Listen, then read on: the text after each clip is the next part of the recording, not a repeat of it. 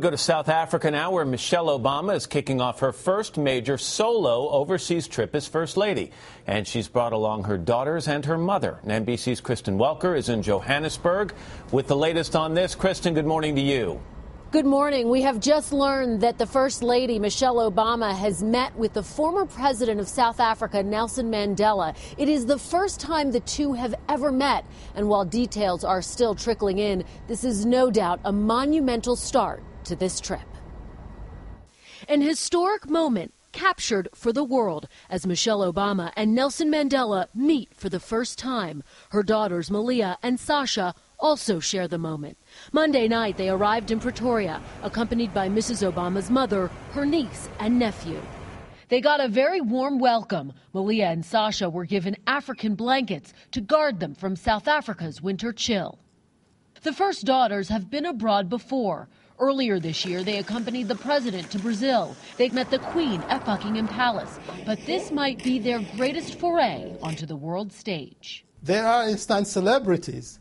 It would be very nice to see the first children of America coming to South Africa and actually interacting with each other. We've never, the continent has never had that chance. The red carpet will also be rolled out for Marion Robinson, the first grandmother, who lives at the White House and helps take care of her granddaughters. But most of the attention will be for Mrs. Obama, America's first African-American First Lady, visiting her ancestral continent.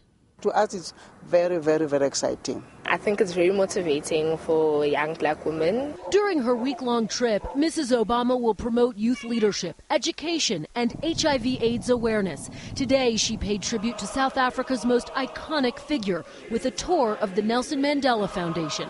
She'll also visit Robben Island, the infamous jail where Mandela was imprisoned for nearly 20 years, his punishment for fighting against the racially oppressive system of apartheid.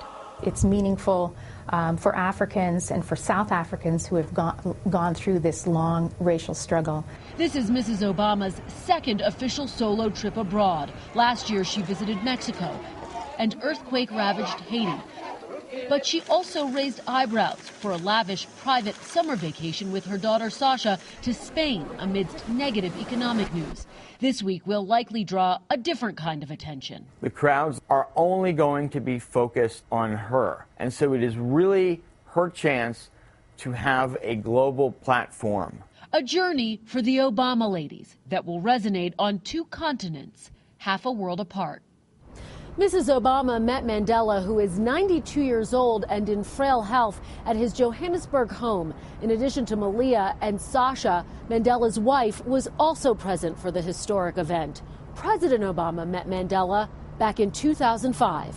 Matt. All right, Kristen Welker in South Africa this morning. Kristen, thanks very much.